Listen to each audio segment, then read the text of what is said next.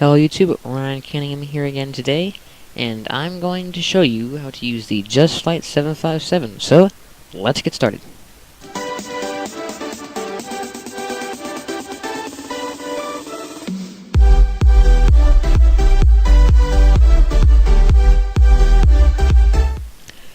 Alright, so I have the plane right here in the Delta livery.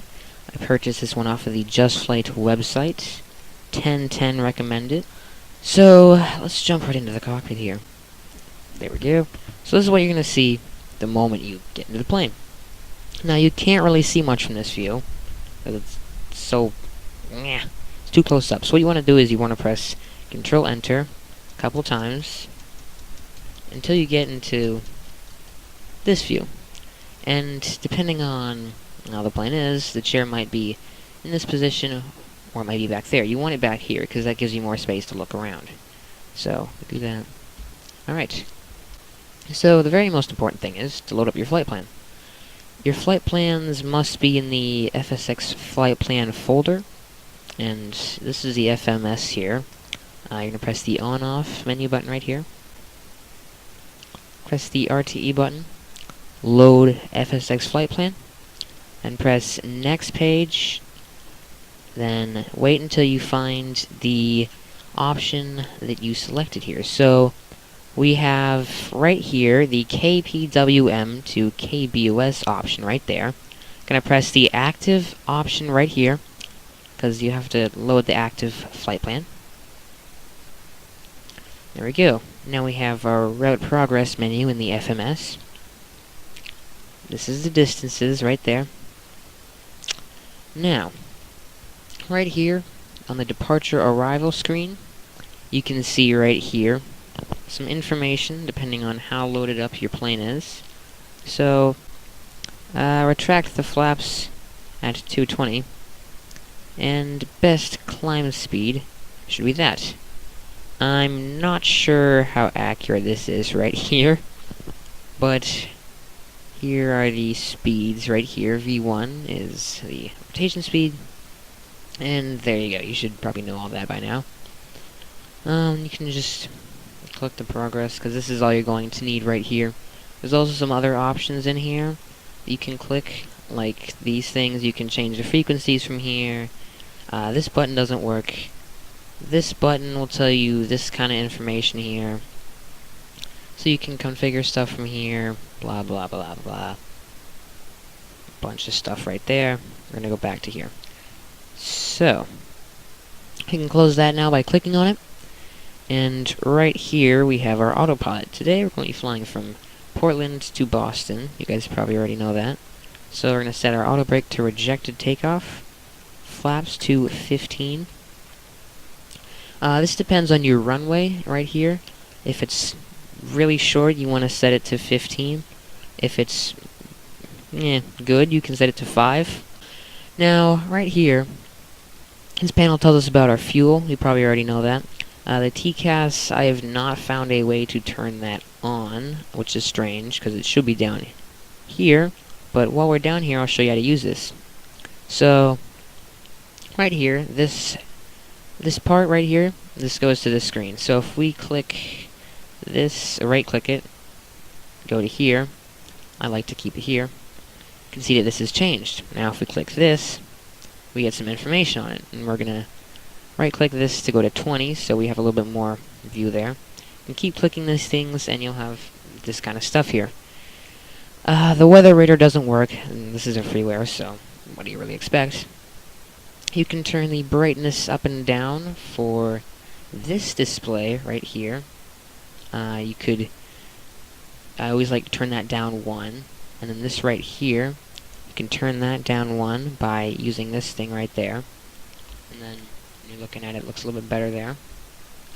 Same thing for here.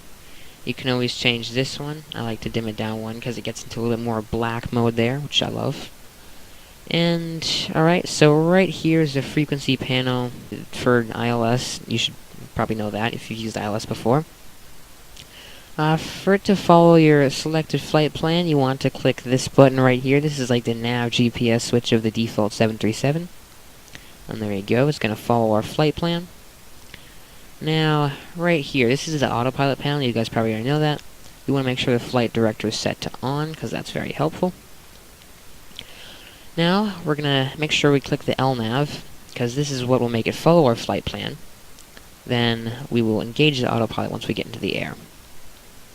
Now, right here, we're going to set the altitude to 9,000 feet. You can use the scroll wheel to do this, or you can right-click or left-click. There you go. We're going to set the airspeed to 250 knots. 250. There you go.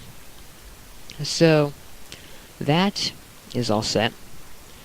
Now, what we're going to want to do is we're going to want to set this to the ILS of the runway that we're going to be using. So, what you want to do for this is you want to set it to, well, I'll show you all this once we actually get there, but we're going to put in the information, which I will find right now. Give me a couple seconds. Alright, so we're going to input the specified information.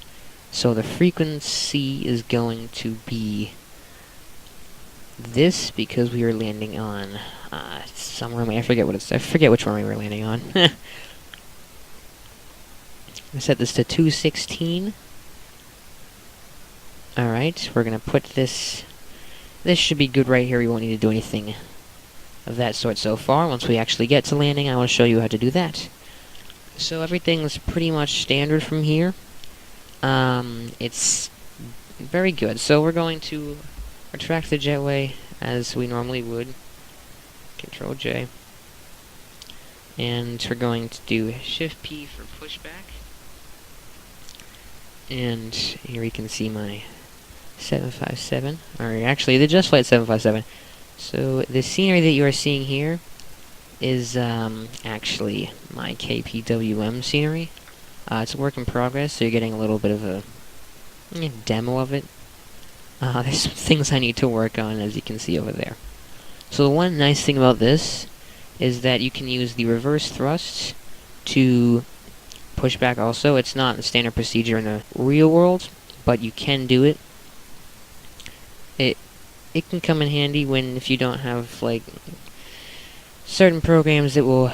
yeah, you also have to be very careful, because it's very powerful, too. So you can turn yourself like that when you're taxiing, and make sure you actually watch where you're going, instead of just going right on the grass, like me, because I'm a thug. No. So, as normal, it's very much like taxiing any other plane. The brake button activates the differential brakes. You guys probably already know that. One thing I should note is that when you are taxiing, this is pretty much standard for most planes, the throttle percentage that you want for taxiing is usually 20%, around there.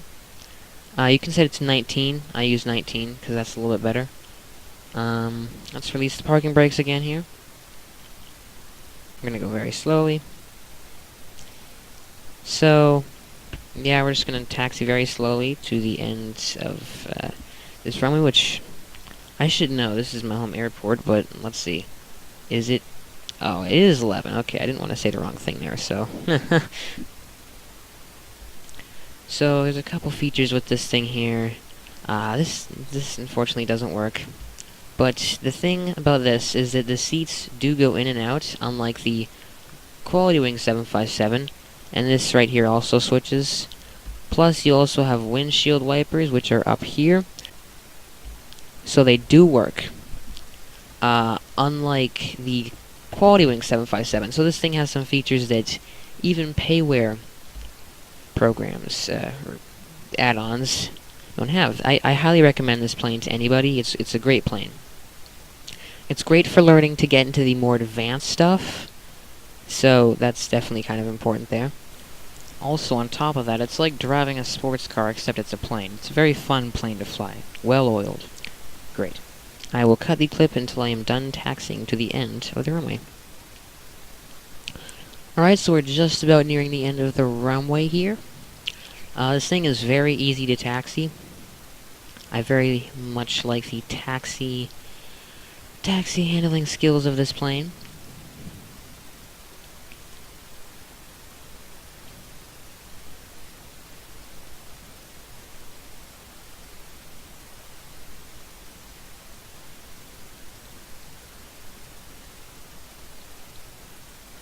line up on the runway here.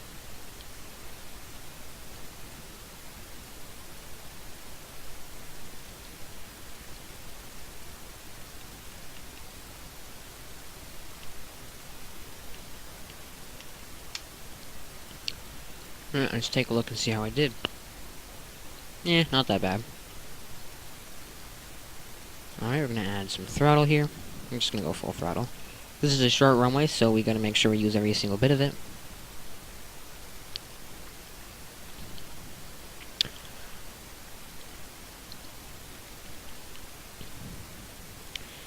I feel, the throttle, it increases as it should in real life, which is good. It's definitely a highlight of this plane. And so we are at way past V1. We're gonna rotate.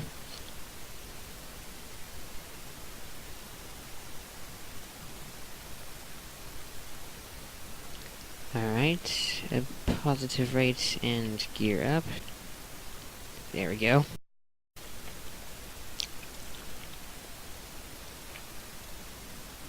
Alright, we're going to press the A button to engage the autopilot. Okay, alright. Oh dear. Yes, the trim wasn't set correctly. Okay. So, that's an example of why you should always check the trim before engaging the autopilot.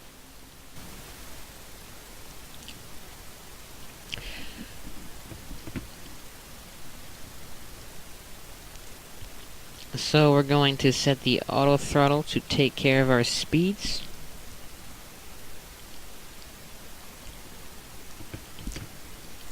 Alright, so now that we are in the air, we have all of our speeds reached, so we can bring up the flaps here.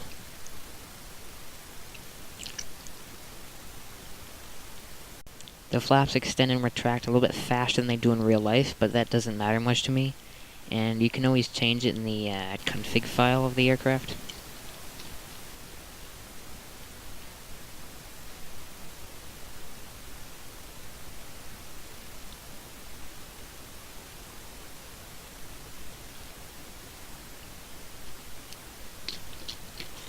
It handles quite well, and also the FPS isn't that bad when using it, which is great. So now let's get into some of the features of the cockpit. So I will show you how to use the ILS a little bit later, but turn on the cockpit lighting. There's this panel thing right here. You can just switch that on and off. When you have the lights on, you can't really see it since it's daytime, so we're just going to turn that off. Fortunately, some of these switches don't work here, which is kind of sad, but I can guarantee you they don't work on the Quality Wing 757 either. So these switches don't work, but there's a lot of them that do work. Alright. I wish it had auto land so bad, but guess not. So, this is obviously the flaps, which I already went over that. This is the gear. This actually is, this is there in real life. Not joking, I sat in the cockpit of a 757. Yes, this is there. So far, this is modeled very accurately, to a 757. This chair does actually do this, which is really cool. The cockpit looks amazing. I give it very good ratings. Now, down here we have the frequencies, so you can change those obviously and just switch them back and forth. I probably should have set that a little bit earlier. Okay, so right here we have the throttles. I didn't do how to start from cold and dark because don't really need me to show you that because it's very standard to other planes, so try to keep this as quick as possible. This is the ILS stuff here, and here is the rudder trim. Yeah, there you go. Let's see, what else would you need to know? Alright, so a lot of these switches don't work, but most of them do. The Quality Wing 757 isn't that much different, in terms of whether stuff works or not. Let's see, what is important to show you? I should have planned more for this, jeez. Alright, so up here, this is the overhead panel. We're gonna switch our views to show you this here. So, it's pretty standard. This is the battery switch. Don't turn that off in the flight. Just don't. So, the landing altitude right here, you can put that in so that it knows to correctly set it. This is the wipers. I already went over that. These are the lights here. You can activate them by pressing the L button, as default 737 does. Let's see. Yeah, so this is really all you need to know up here in the basics. Of course, there's much more advanced stuff. As you can see, this panel right here, that doesn't have anything in it. It doesn't work. There's a couple things that don't work, but overall, it looks very realistic. Now, what we're gonna do, right click here, we're gonna take a look at some of the views. So, there's some views that you can have here. Yeah, fairly good. There's, of course, there's plenty. This is amazing for freeware that it even has views, because most of them don't. But there's a couple of them, which are pretty nice. A couple views here, so on. There really isn't that, it isn't that big of a learning curve from the default 737, but it will take some learning to do. So, we're gonna cruise down to Boston.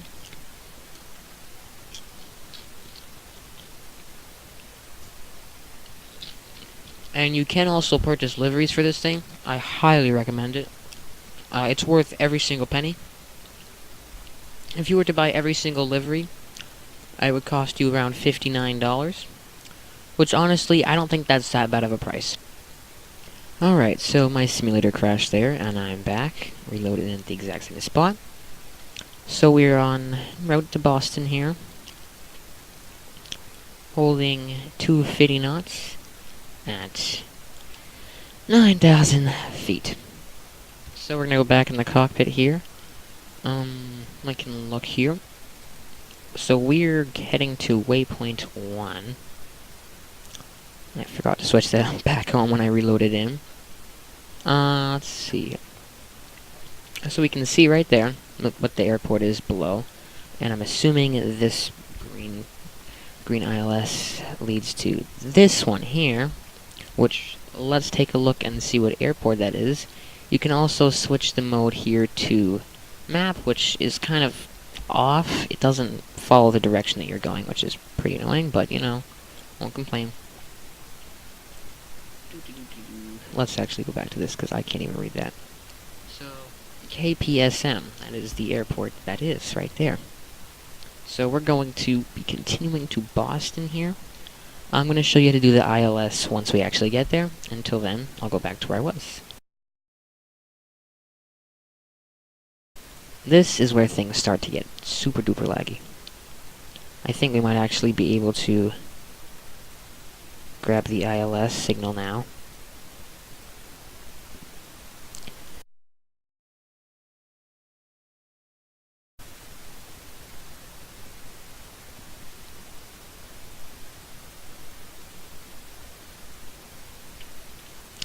You know, might actually work.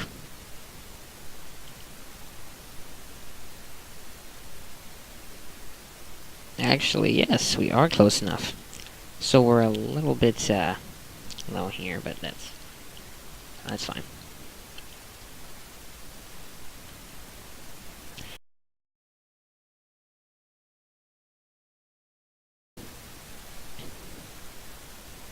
Go down to 1,000 there. So, to use the ILS, as I showed you, you need to make sure you disable the nav GPS switch right there, and click the LOC button right there, and also click the auto button. So that is how you do the ILS. I probably should have explained it while I was doing it, but I didn't, so bad tutorial. So as you can see, Boston is right up ahead here. This is the runway we're going to be landing on. So you can get hype for that. Scenery is very good. They did a very good job with it. You guys might already know how to use ILS, but I will still show you. This thing tells you how high or low you are, and this thing on the bottom tells you how on course you are, as in terms of if you're too far to the left or too far to the right. So we're going to throw it slow to 230 here. Let's take a look at the FMS and see. Okay, so 240, actually. Well, actually, we're just going to go down to 220 because we're pretty close to the airport. And since we're going to 220, we're going to put the flaps to 5, as shown. And we're actually going to go a little bit slower here because we're getting pretty close to the airport. So, where it says VFE 20 or 15 or 5 or 25 or even lower than that, that's the number of flaps you should have set at that speed. So we're going to slow down a little bit, even further, to around 142, and that is the landing speed. That's what we should be at landing. And we're going to extend the gear now, because it probably should be extended by now. Let's take a look at here. Okay, we're going to keep going below that.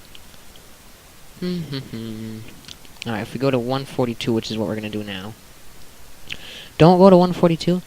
Go to, like, 2 or 3 above what it says to do. I know it's not like perfect protocol, but it's found to work better. Or at least I found it to work much better.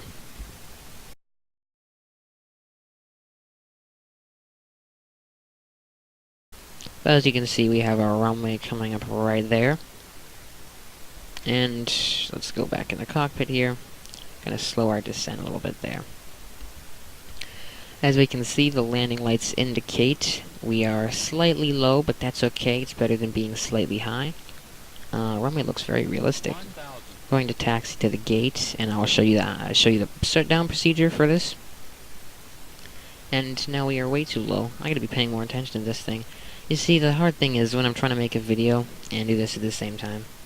So we're gonna try not to crash. So we're just gonna increase that to 150 so we don't go below what our speeds say to go below. Because if the plane stalls out at around 115 knots, so just make sure, that's with full flaps, just make sure not to go below that.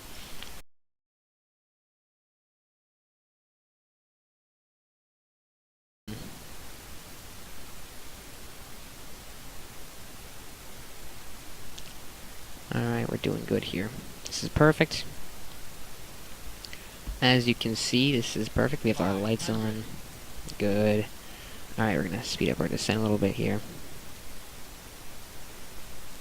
I just use the autopilot all the way until we get right to where the flare is, because that's a lot easier. We're actually just gonna hear the call-outs, because, you know, why not? Let's make sure we didn't hit that tree. Good. Things are getting super laggy right now. We're going to deselect that, and we're going to go down a little bit here. Alright, we're going to disengage the autopilot. Didn't quite set the trim to what I wanted it to, but we'll disengage that. We're going to go nice, and we're going to flare. Actually going to set the autobrake to max. Oh, that was a terrible landing. And brakes, oh dear.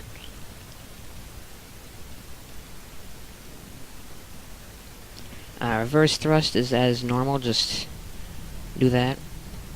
And so the auto brakes help you slow down. You definitely want to use those.